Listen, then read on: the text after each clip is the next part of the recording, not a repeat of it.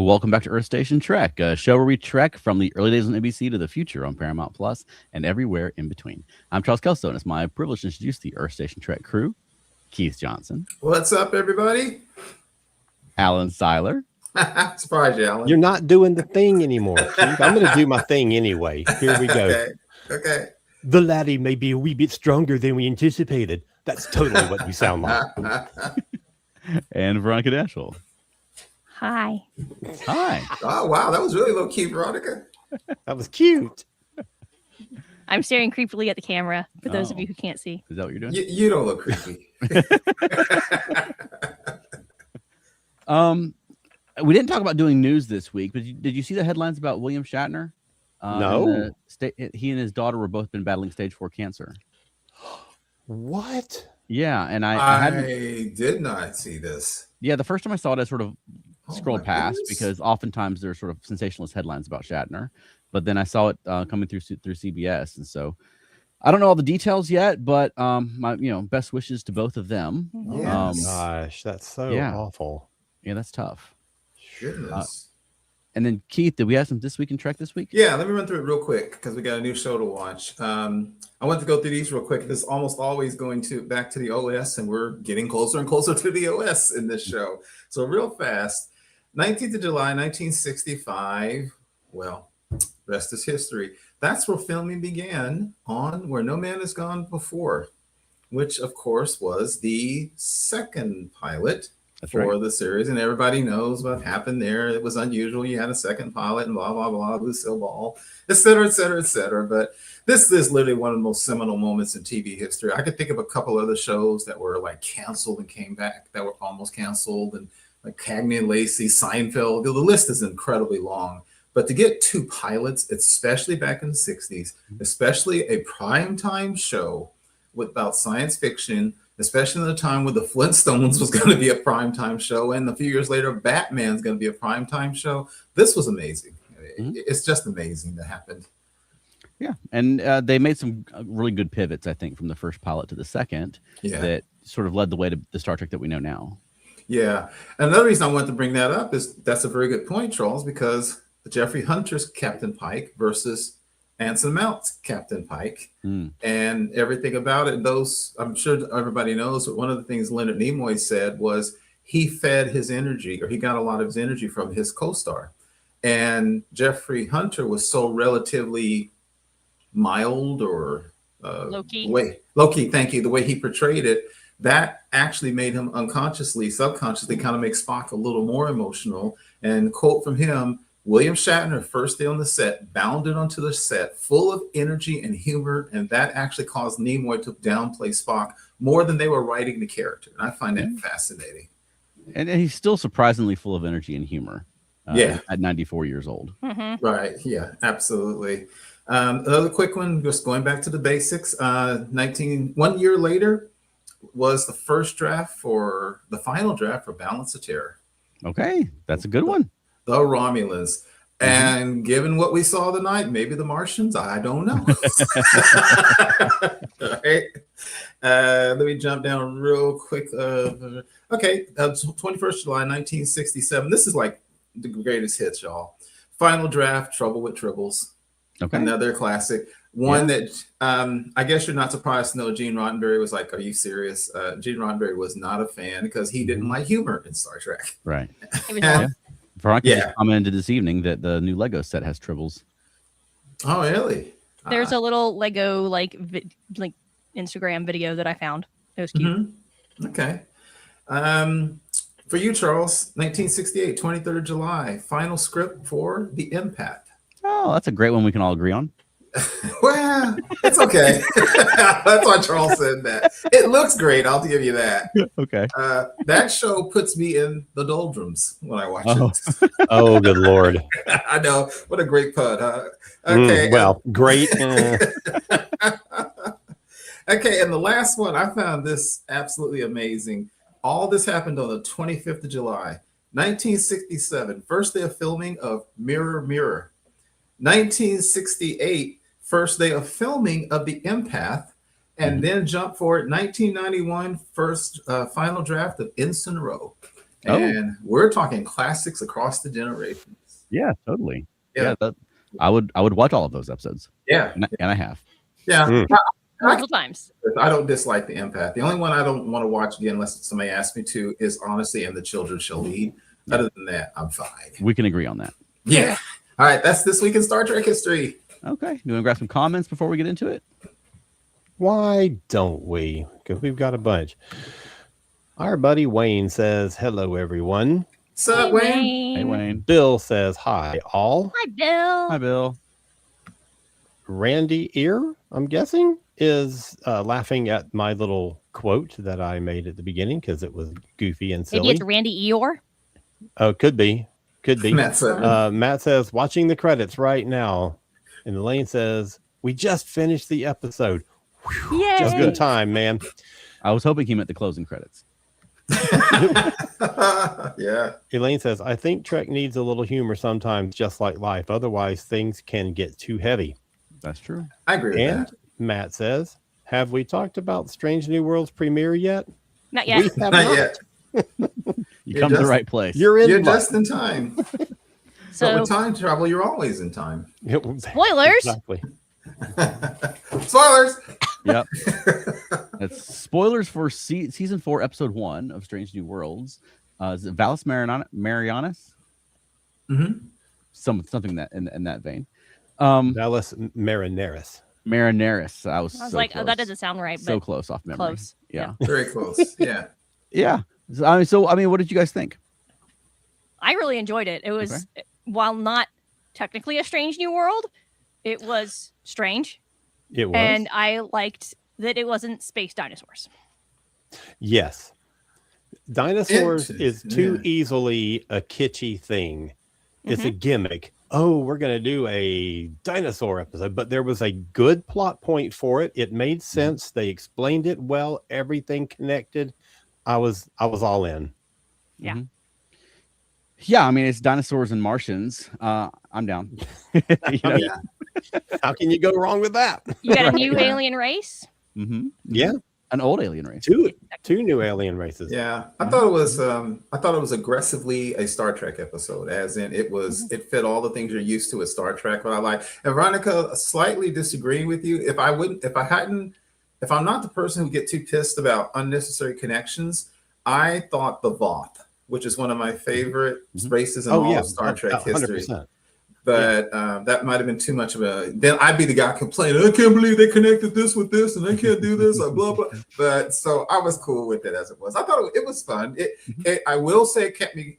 I did write in my notes at one point, where are they going with this? Not that I was bored, but I was wondering what were they going to do that like throw us. I didn't expect that. Yeah. We can also talk about Captain Pike too, about his portrayal, which is something we've been talking about throughout the series. Yeah, I'm sure totally. we will. We have a whole hour. Yeah. And it was still gimmicky because that's what they like Yeah. to do. The shooting Right. dinosaurs and punching a dinosaur is certainly gimmicky. Sure. But they weaved it into a Star Trek story. So there's a lot of scenes of people just standing around on the ship debating things, Right. which is what I Yeah. like. Yes.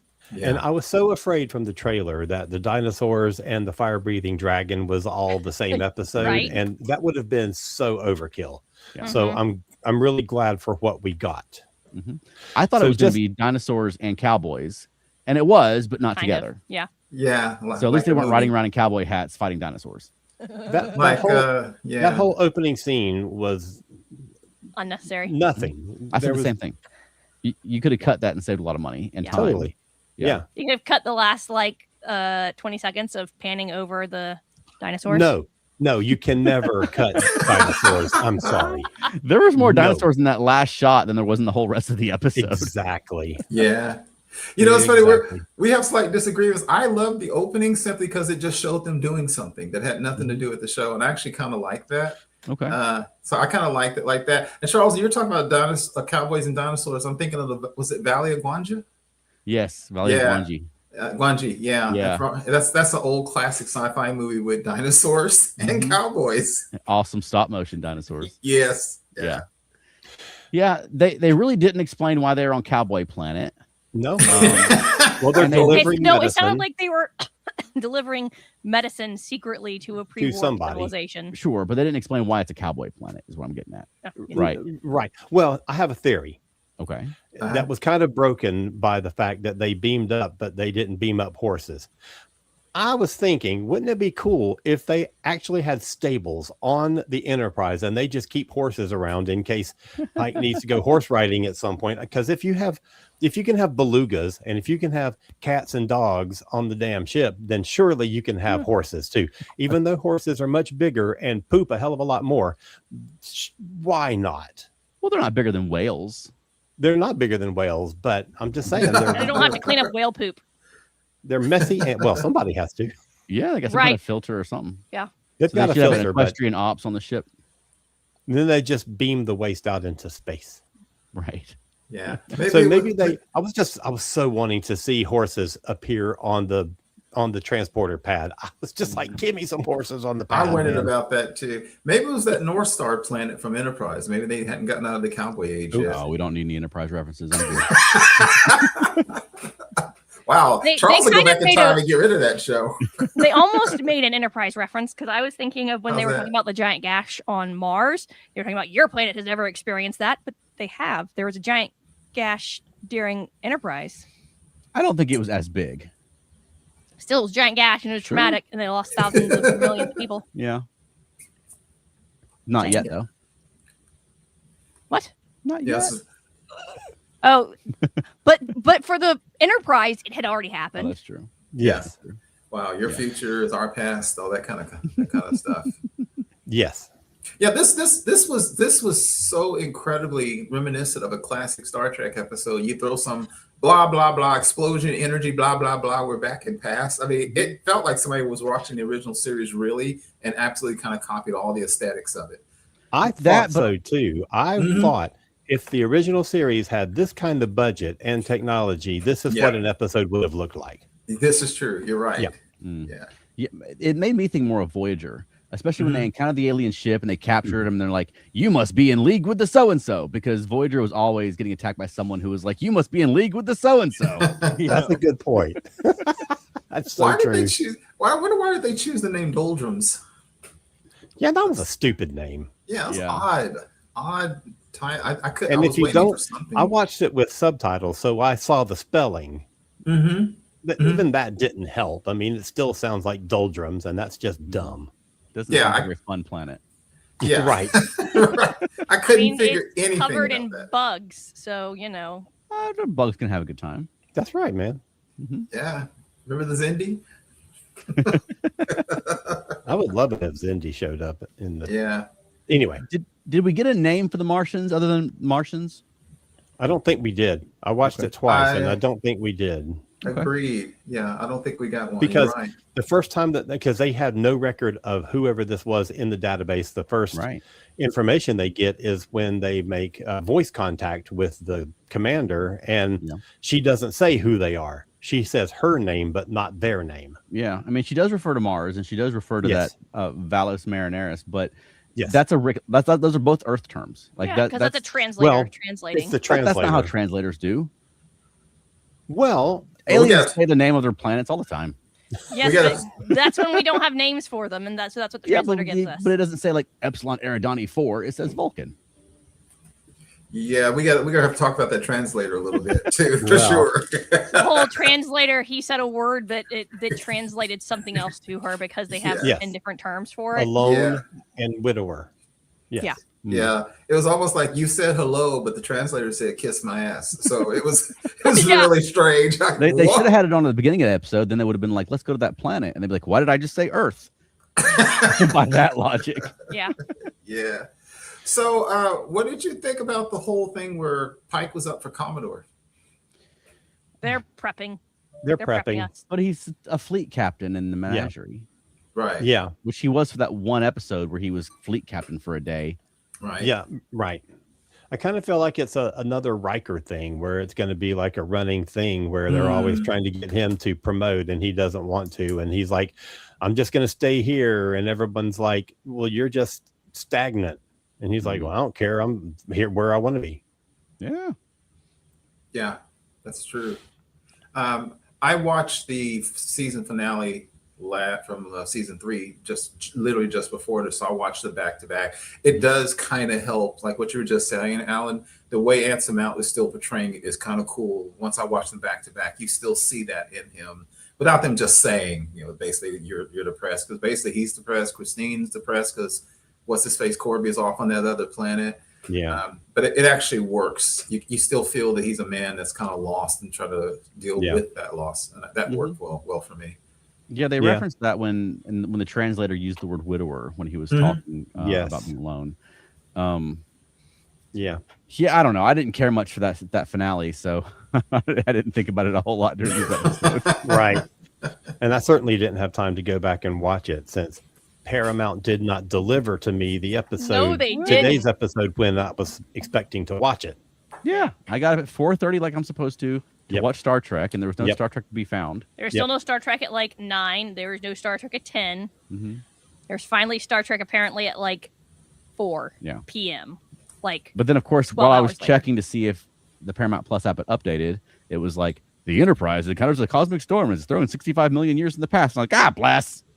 Like Paramount spoiling me for things. That would have been a good reveal if you didn't know. Yeah. All right. Paramount's been doing some odd stuff recently. We got a whole bunch of comments, so I'm just going to get it. Cool. Matt says, in the opening captain's log, I could hear Charles yell, "Are you saying we missed 15 Strange New Worlds?" Elaine says that the gimmick was would have been seeing the TARDIS through the storm.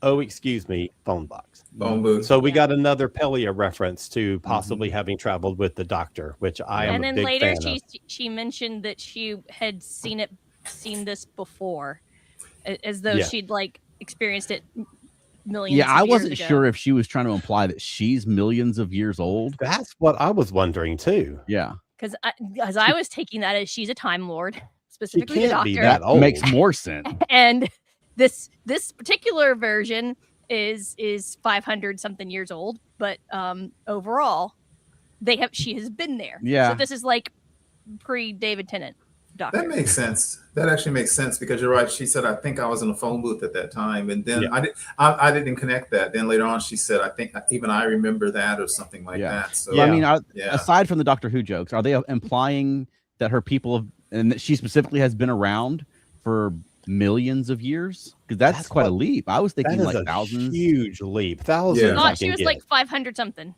No, I mean, I was thinking like in the couple thousand year range. I wasn't thinking in the millions. Of watching humans evolve.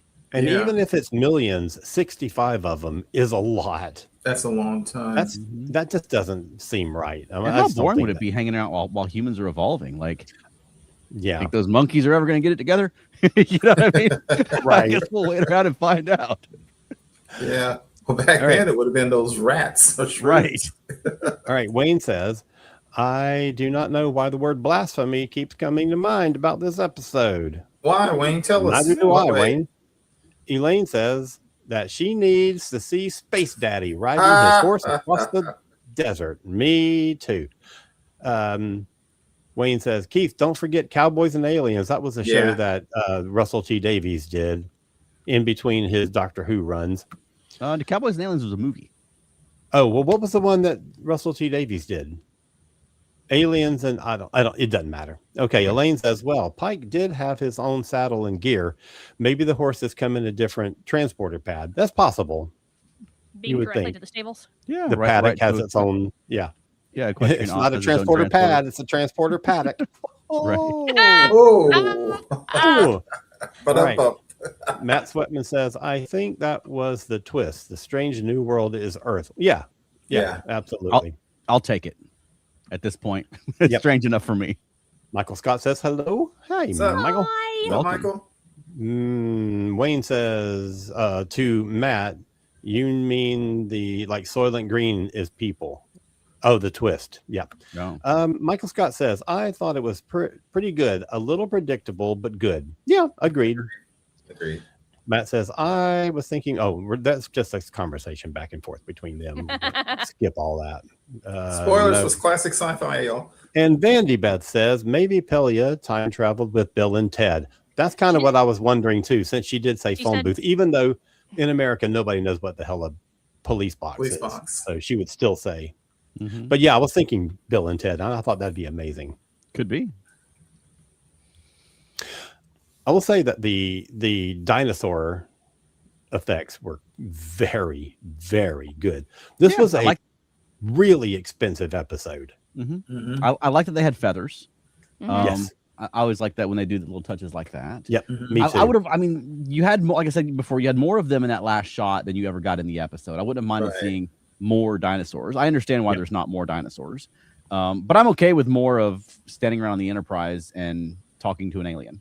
Well, exactly. And I think if you have too many more dinosaurs, you're going to have less time standing around talking to the alien and getting to know them. And I thought the interactions between Pike and Court, well, I can't remember her name. Callus was really good. And I thought that was the best part of the episode. So I wouldn't have wanted to lose any of that. And it's almost like the producers were like, you know what? We were done with the episode and we didn't get enough dinosaurs. Throw a bunch at the end.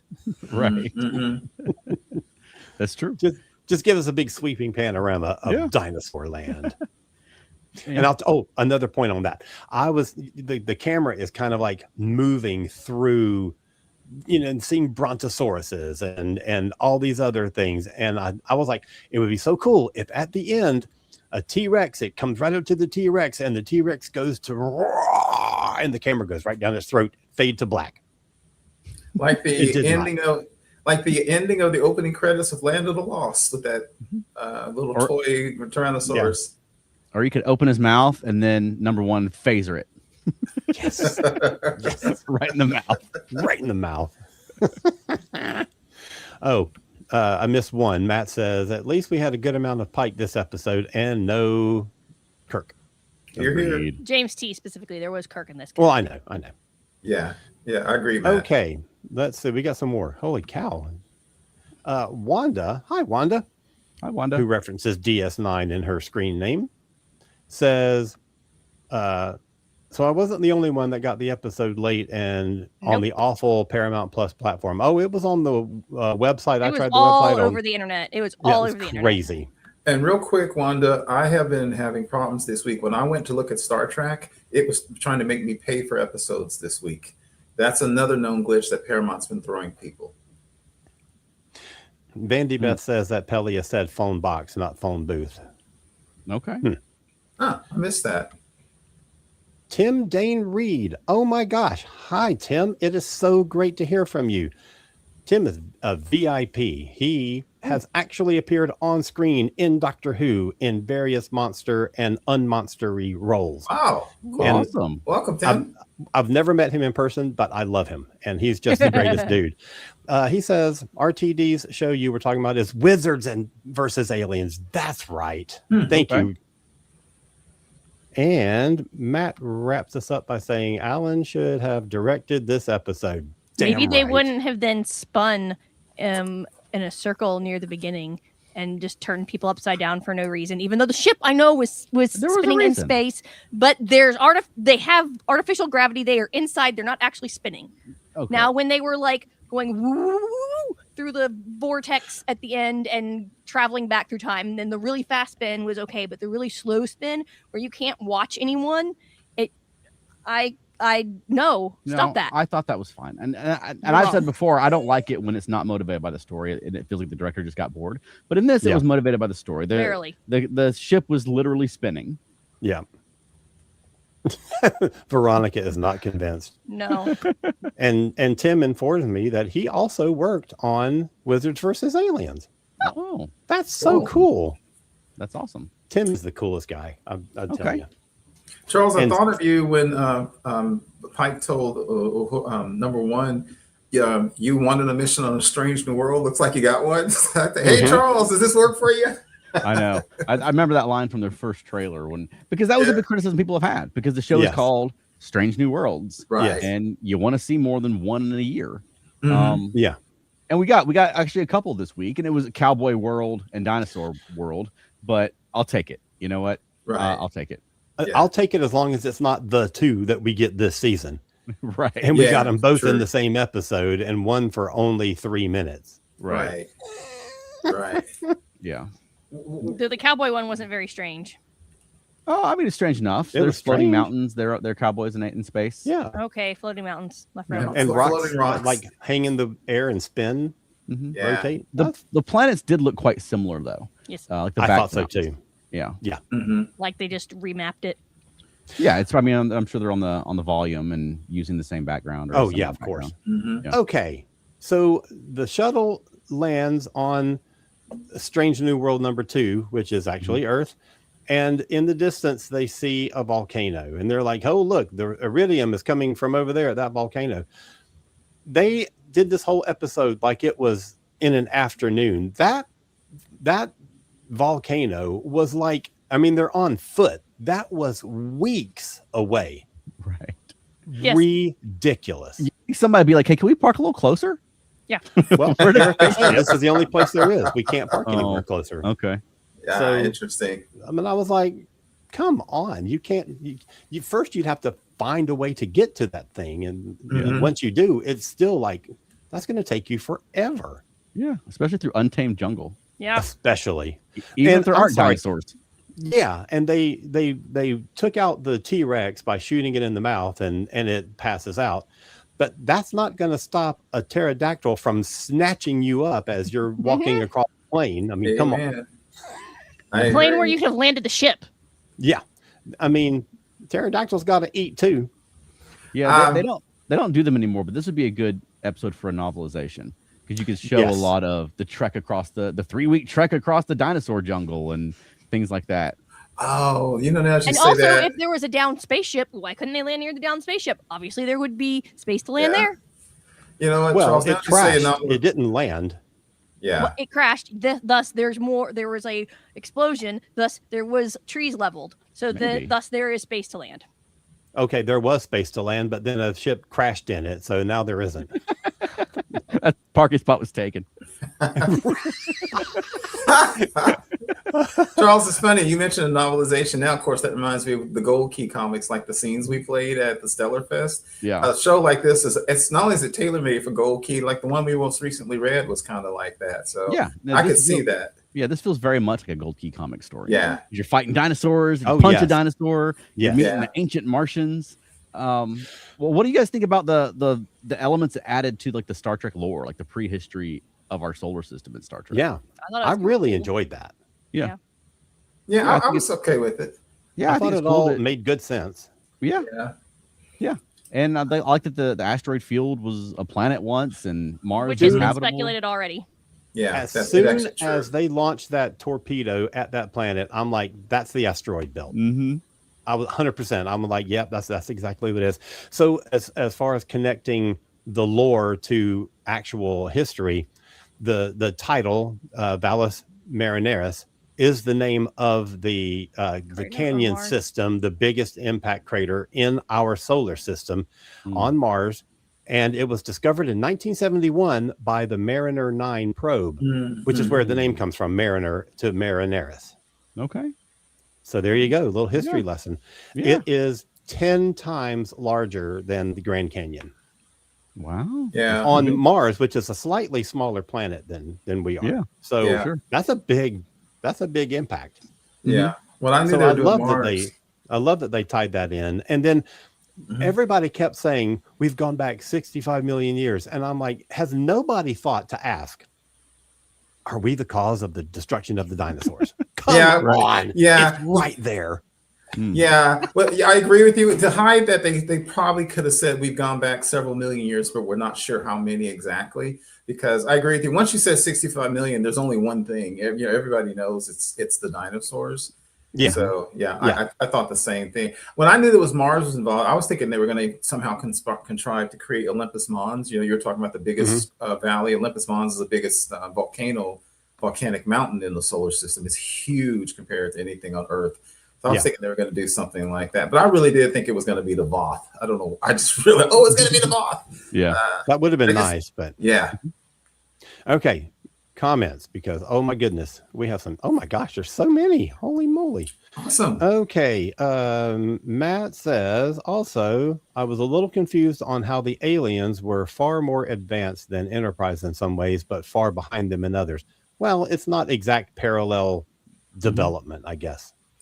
I have a quick thought for that, Matt, because they didn't have engines, because they didn't have warp drive, because they didn't need it. But I can see them being more advanced with weapons and shielding, because they've been in a war for evidently as long as they can remember. So that will drive the technology you develop.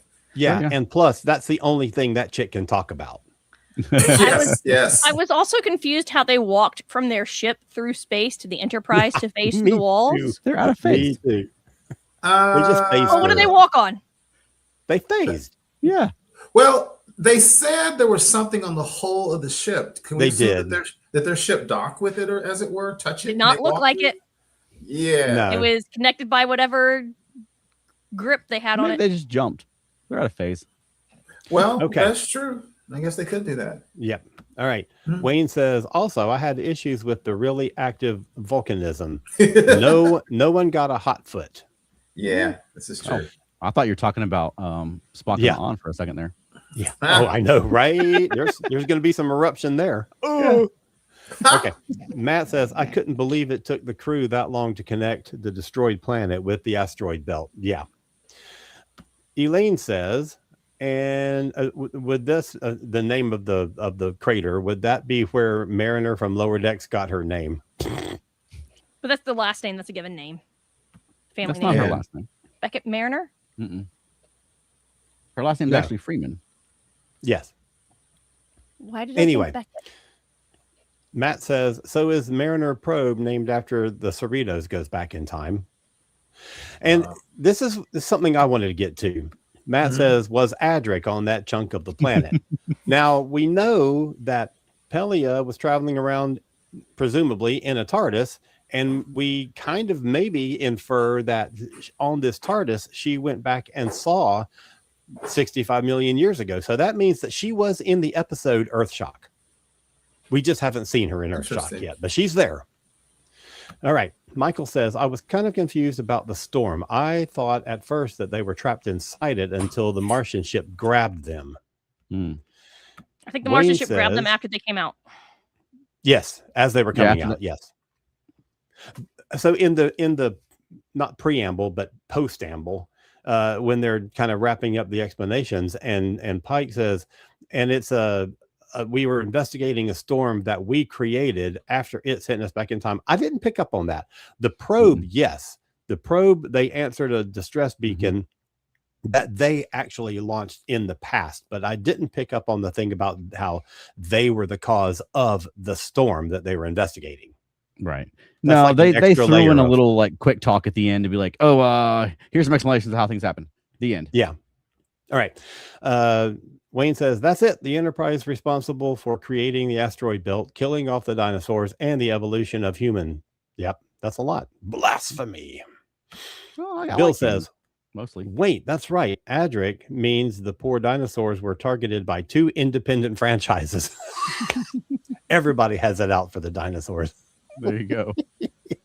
Yeah, if they'd had more time, the only thing was I was slightly bummed that we never saw the doldrums other than like a picture. It's too bad they didn't have time for them to like make their case or just talk or have a little battle or something like that. If you took dinosaurs out of this, I mean, the story itself could have happened just in Star Trek. Yeah. Would you have rather seen insectoid people at war with the round pointy-eared people? Or would you rather have dinosaur episode?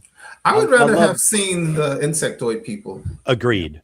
I want to see the conflict. I want to hear both sides of the conflict. I want to see why the conflict is started, and do they both have a different perspective on why they're continuing it. Right. Yeah. That's what I want. That's Star Trek to me.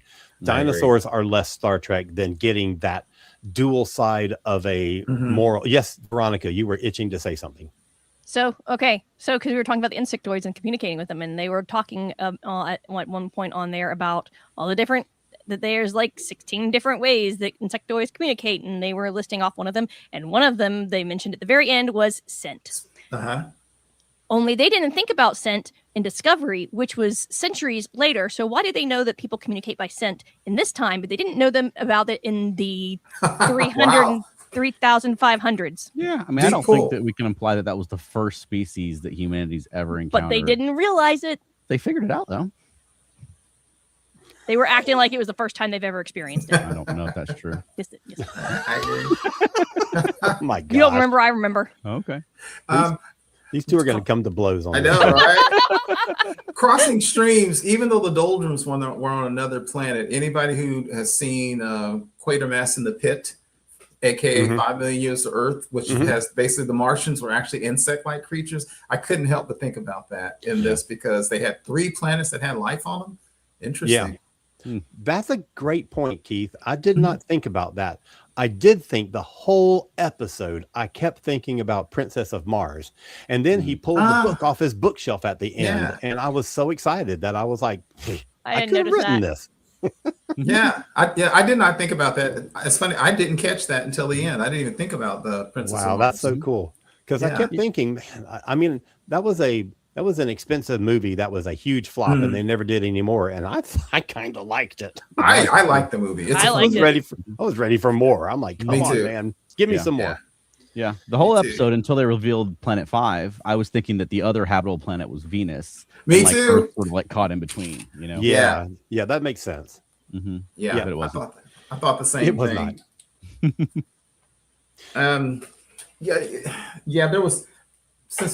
There was one little thing that was slightly off, but again, you look too hard, you can find something. There's no way Mars just cooled down 65 million years ago. They know that Mars cooled down something like 2 or 3 billion years ago. It has nothing to do how close it was to the sun. It's its size. It's too small to hold its heat. So that kind of didn't work. So Wayne, I don't know if you think that's blasphemy too, because that's not actually what happened to Mars. But what I did find kind of I guess we're going to talk. Mars wasn't destroyed because of the bug people. Right. Hang on. Blasphemy. Yeah. And also, I think when you said you liked the lady who played her, I liked her too. It was a slight role, as it were, for her. Yeah. But she kind of had a presence, that actress. I thought she was great. I thought the character was great. Mm-hmm. I really enjoyed that. They had good, like, a Star Trek look to them. Yeah. And it wasn't something crazy. Right. Their outfits were a little more ornate, but they looked like Star Trek aliens of the week. And acted totally. Like it. They had face paint and pointy ears. Right. With blue coloring on the pointy ears. Right. Actually, the ears were rounded and not pointy. They were just long. Yeah, they were just long. Yes. An alien of the week is either going to have a crazy nose or crazy ears or crazy makeup design.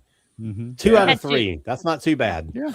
And I think it makes sense that they never developed faster than light because they're at war with the next planet over. Right. And so all their technology is going to be centered on this solar system. Yeah. Right. Exactly. They're focused on their neighbor, not on exploring. Yeah, 100%. Defensive shield. And speaking about they may be the whatever, it's funny when I first saw them with the ears and stuff, I thought the uniforms, those shoulder pads, of course I thought Romulans from TNG because I absolutely hate those uniforms. So it kind of reminded me of those. They were kind of bad. Yeah, they were. So Wayne is saying blasphemy. So they just literally they really added a huge point to Star Trek. War. If the Martians are the progenitors of who? The Vulcans? Yeah. Could be. I mean, they mentioned that Martian DNA is present in several different species. So what about Sargon's people in the original series? And I'm just doing this to talk. I'm not trying to nitpick because remember Sargon said his people could be the ancestors of the humans and the although maybe Sargon's people descended from these people because they're far enough back. Yeah, that could be fascinating. Okay, let me get some more comments. Let's see. Matt reminds us that Dr. Bashir wanted to be his own great grandfather. Yes. Michael Scott says they spent all the budget on the dinosaurs, nothing left for insect people. Yeah, totally. Yeah, and that's what I was getting at. Like if it was one or the other, I might have preferred the insect people. Yeah. He says that Quatermass is one of his favorite films. Absolutely. It's so good. It's like the seminal moment for like sci-fi, televised sci-fi. That's Matt. Okay. Matt, quit killing our vibe, Neil deGrasse. Elaine informs us that Saffron Burrows played the Martian commander. She was in the movie Circle of Friends back in 1995. Okay. I know her. Saffron Burrows. That's such a great name. Yeah. I know exactly who she is, Elaine. And then she says, since they can find Martian DNA today, I think they can find it in Vulcans and Romulans. Could be. Yes, absolutely. Absolutely. Yeah. Since Wayne mentioned the active volcanism earlier, what did you think about the Spock and La'an thing? Because they were getting a little steamy there at the beginning. Yeah. I'd be happy if that plot line dies. It doesn't literally like you want to see La'an die. Well, of course, we don't know what's going to happen to her. So no, based on things they've said, something's going to happen to her, and she's not going to survive at least to the end of season 5. She is going through something that's changing her. Oh, that's right, Alan. I forgot they mentioned something weird is going on with her. I think if they're planning a big character pivot to Spock to be more emotionally cold, I think something happening to La'an could be a good setup for that. It 100% is, because they can't do anything to Jess Bush's character. Right. So La'an is the only thing we have. So I feel like that's coming in some way. Oh, good. I hope not. Yeah, I would hate to see it, but it would make sense. I don't actively hate it at all. I don't need it. I really couldn't care less about Spock and La'an. I don't dislike it. I'm tired of the many loves of Spock. But is that going to be another example of fridging, where they're getting rid of the female character in order to continue the male character storyline? Could be. Yeah, that happens. Yeah. Or is it cryogenicking instead of fridging? Anyway. Can we talk? Are we finished with Spock and La'an? Oh yeah. I want to talk about our Vulcan. Yeah. We have a new cadet straight out of the academy that is going to be mentored by Uhura.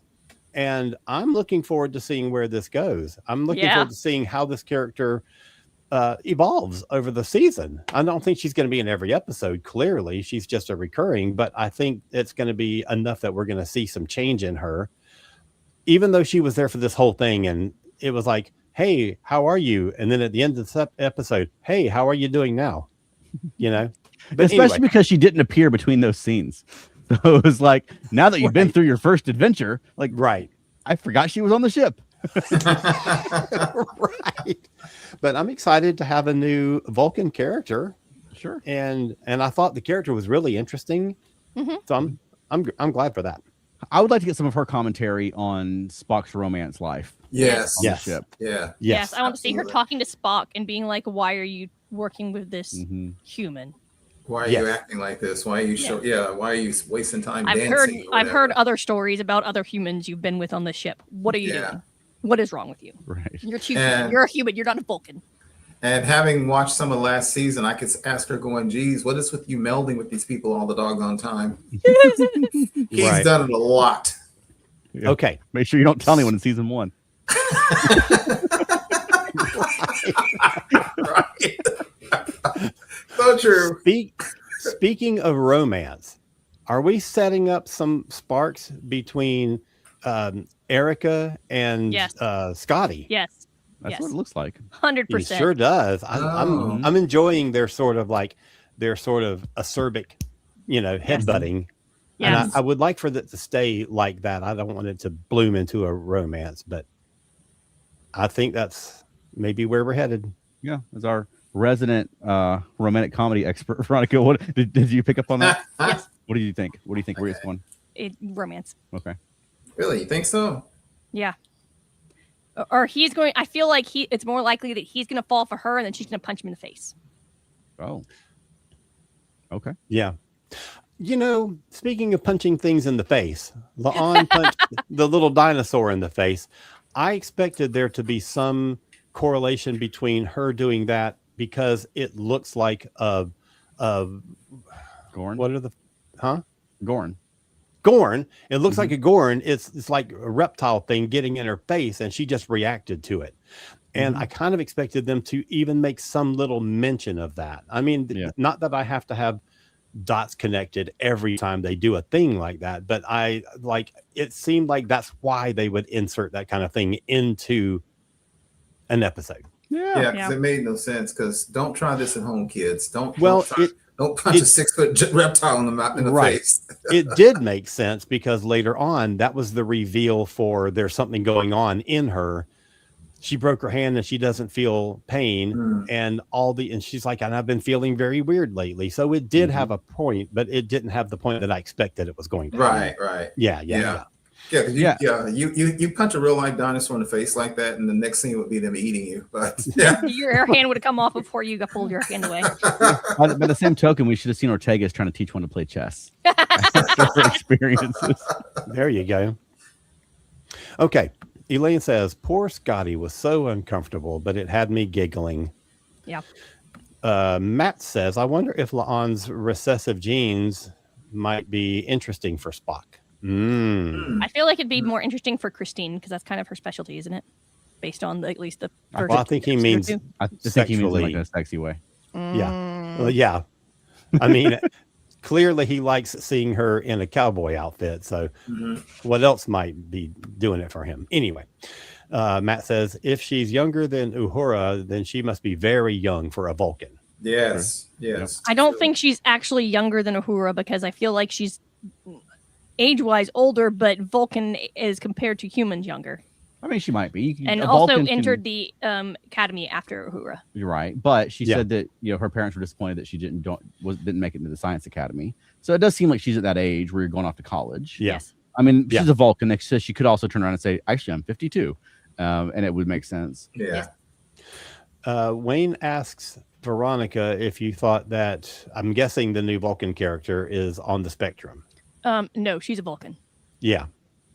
And according to Erica at the end, she's just very Vulcan. Right. Yes. Elaine says, obviously she is not up on her T'Pol history, or she would know that Vulcans can coexist with humans. Yes. Yeah, they didn't bring up the smell thingy. Yeah, they didn't. That's disappointing. Yeah.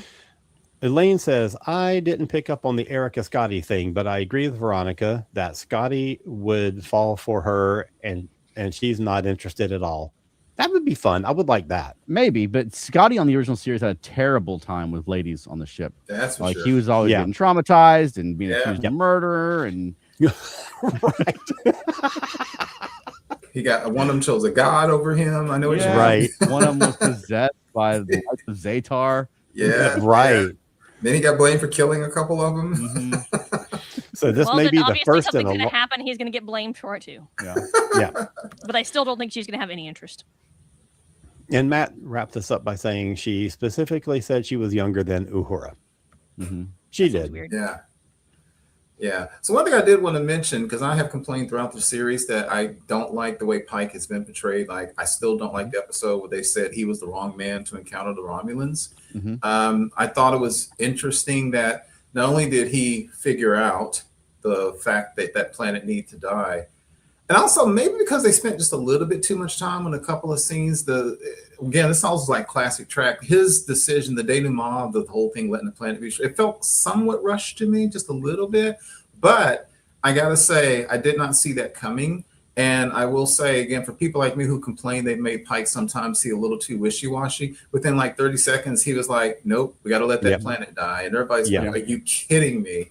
Yeah. That was pretty intense, actually. Yeah. I mean, it does still track for their portrayal of Pike that the big thing he did at the end was inaction that saved the day, you know? Because you're right. I mean, going back to the season 1 finale, and the big takeaway was, oh, thank God Pike wasn't the captain during Balance of Terror. We'd all be screwed. Good thing a better captain coming along. Yeah. Yeah. So I thought it was interesting when he just had that look on his face and he said, we've got to let this happen. And I mean, it's still a big call. I mean, you're going to watch an entire planet die. And you have a chance to try to stop it, you know? Yeah. Elaine is shipping Ortegas and Uhura. I can see that. Okay. Yeah. And Matt says that Pike still had wishy-washy moments in this episode. True.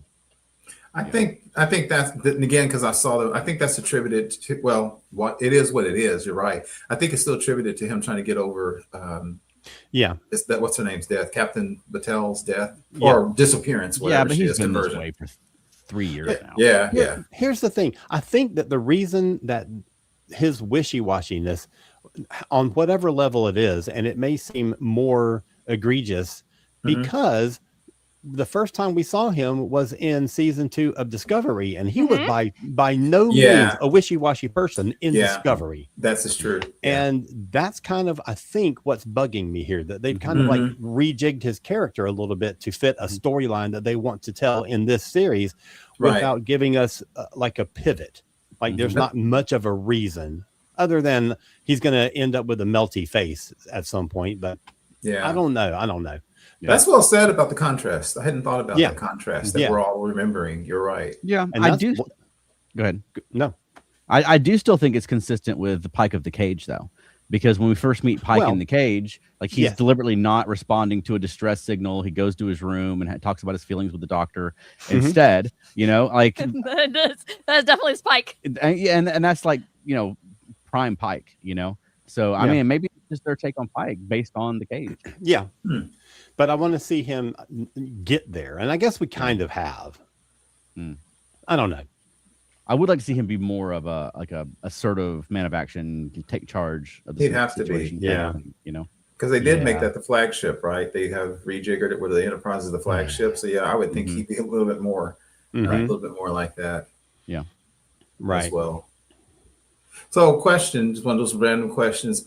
Do you think every other captain we've ever seen would have made that same decision about letting the planet be destroyed because they knew they had to? Because he did allow a genocide to take place. I mean, to save Earth. Yes.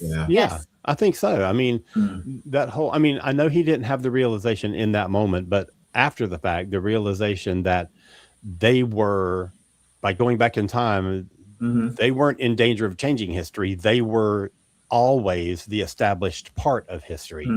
I love those kind of things. I love those grandfather paradox kind of storylines. Well, sort of. I think Janeway would have launched the bomb. You know what I mean? Like, would have been the one. Like other captains, they would have set the story up where like they had to push the button, not they had to step back and let the button be pushed. I think. Yeah, I agree. Good point.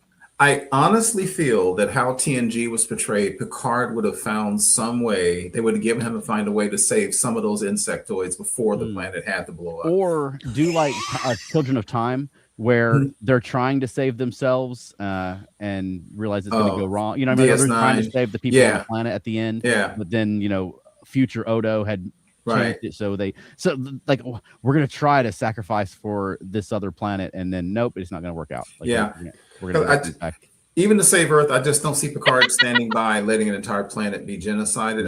But in TNG, they would have spent an extra 5 minutes to craft the storyline so that Picard could save some of them. I'm positive.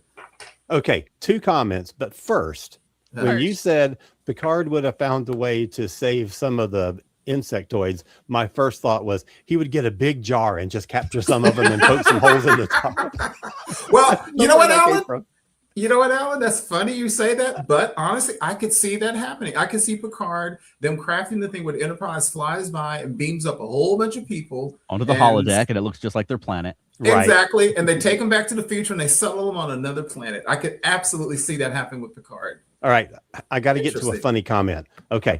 So Wayne says, I completely agree with Keith's assessment of Pike. I can't see any commanding officer behave like him, regardless of things that happened in his personal life or foreknowledge of his future.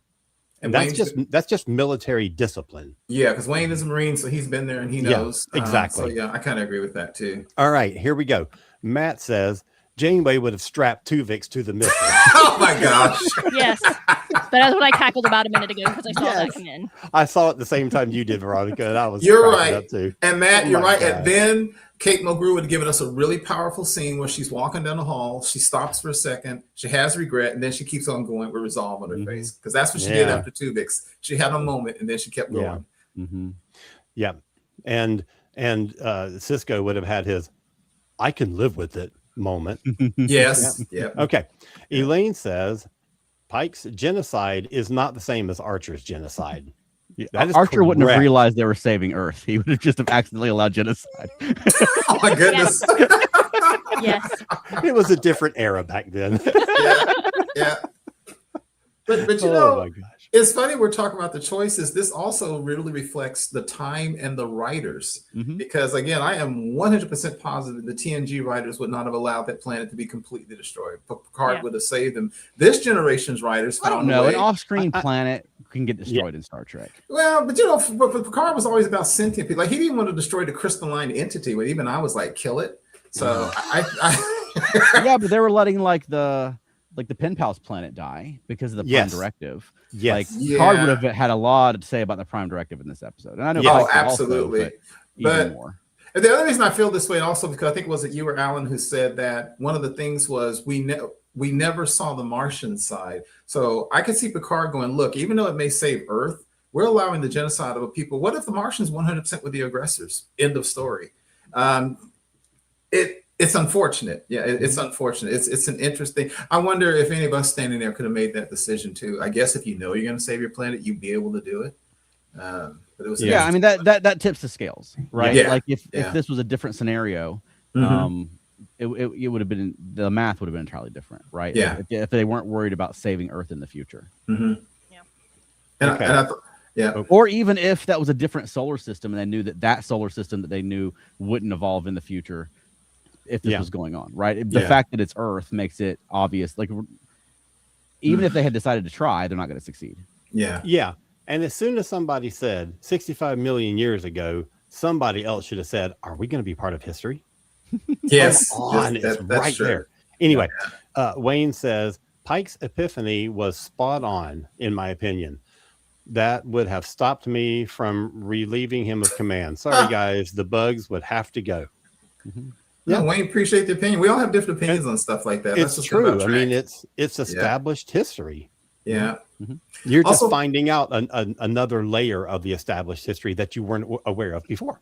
So were they certain that none of the bugs on that planet in the cryotube, like they said, oh, it's just reflex? No, wait, that's not a reflex. I thought that too. There weren't any survivors they could have taken with them? Right. Yeah. Because they were just like, oh, they're all dead. And then one of them tries to get out and they're like, reflex. Right. And see, that was another one that made no sense. And when La'an said, surely they're all dead, I thought that was like a little setup for they're not all dead and you're going to fight one of them on this planet. Yeah. Or in the episode with, we beamed up some survivors, we brought them back on the shuttle or whatever. You know what I mean? Like, there's a little hope. We've saved a few people from this species. Obviously, I'm stuck on this. That's what they would have written for Picard. He would have done that. But I agree with you guys, because having dealt real dead bodies in real life with family and stuff like that, there's no way that thing would have jumped like that. It only would have jumped like that if somebody had done something to the body. So I'm like you, I was like, nah, that makes no sense. If I'm at a funeral and that happens, I gotta get pants. Those who don't run out of the building screaming, go save Charles. No kidding. Oh, just reflex. Don't you guys worry about it.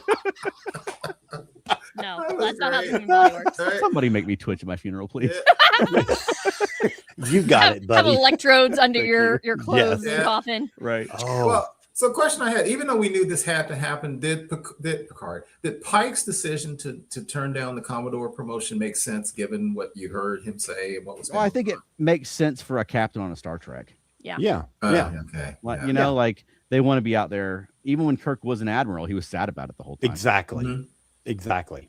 Yeah. But we've seen Commodores who stay out there, like Matt Decker. We see some Commodores are on ships all the time. So I thought, like, he could have said, I want to be that kind of, because actually, and Wayne may know more about this than me. I think in real life, a Commodore is often somebody who commands like a fleet or something like that. So they could still be commander? Something like that. I mean, the fleet captain was what Pike was in the Menagerie. But I think you're right. A Commodore would have multiple ships. Right. I had another thought real quick about this episode, but we're out of time. Was there ever an explanation of why Earth? Because even in like Tomorrow's Yesterday, when the Black Star threw them and they had the line, well, we were on a course in this general direction, which doesn't make a whole lot of sense that they ended up at Earth. But in this, it was just like, bam, now we're at Earth in dinosaur times. And even with the quick, like, kind of crappy explanation at the end, I don't think they ever explained why Earth. No. They did. Right. Yeah. I don't think so. Because they were supposed to be there. Right. Because that's where the buoy they said came from. Quantum entanglement. Anyway, move on. I mean, they made a big deal about them having traveled in time, but they did also travel in space. Yeah. Yeah. So I have the same thought, Charles. They didn't say why Earth. You're right. They didn't say anything about that. So I thought that was interesting. Okay. Well, any last thoughts? We're at after 9 now. I thoroughly enjoyed it, and I'm looking forward to seeing what happens next. So the next episode is called The Griffin Incident. Okay. So Who is fire Griffin? breathing dragon. The Griffin. I hope not. I hope we don't get know. dinosaurs and dragons 2 weeks in a row. Yeah, I think space them out. Hopefully. Yeah. Yeah. Yeah, I thought it was a fun episode. It wasn't a banger, but I think it was more what we say we've wanted from them, which is, some good classic science fiction. Some don't look too hard at the science kind of Star Trek. And I had a fun time. And I do like the fact that they let Pike make a decision that was intense, given how he's been portrayed before. Yeah. Gave you a little something to chew on at the end. Yeah, absolutely. Okay. Well, Keith, where can people find more of you? You can find me on Facebook, primarily the ESO Network Facebook groups. And how about you, Alan? CosmicCreative.com, KOZMIC Creative.com. Go check out my 2 new Doctor Who books, and go check out our book, the Earth Station Guide, or Earth Station Trek Guide to Star Trek. Yes. And leave a review. Yes. And leave a review. It's a good read, gal. Yep. And Veronica, how about us? Feltnerdy.com. Yep. You can find Felt Nerdy across social media or on YouTube. That's our family-friendly nerd content, puppet comedy. Also, you can find Felt Nerdy and Dirty, which is our adult comedy with puppets. And it's very adult, so don't look at it at work or with kids in the room. But you can find that across social media or on YouTube as well. And where else will people find us? Monkeying Around, a podcast about the monkeys. That's right. And join us next week, 8 p.m. Eastern on Thursday. We'll be talking about episode 2. Wednesday. No. I thought you were talking about monkeying on. Yes. No, I was transitioning back into promoting our own show. Sorry. But you can also watch Monkeying Around at 8 on Wednesday. Eastern. Right. Earth Station Trek at 8 on Thursday. Eastern. Yes. And on Earth Station Trek, we'll be talking about episode 2 of Star Trek Strange New World. Yes. Season 4. It's nice to not have to decide what we're going to talk about for 10 weeks in a row. Yes. Yeah, no, it's Yes. All right. Yep. Thanks, all. Thanks, Did you have y'all, a for closing, watching Veronica? and commenting. That was a lot of great comments that we got tonight. Enjoyed it. All right. I do. Y'all I take have care. one prepared. Okay. Oh, Bloody pilots. there you go. Perfect. All right, y'all. See ya.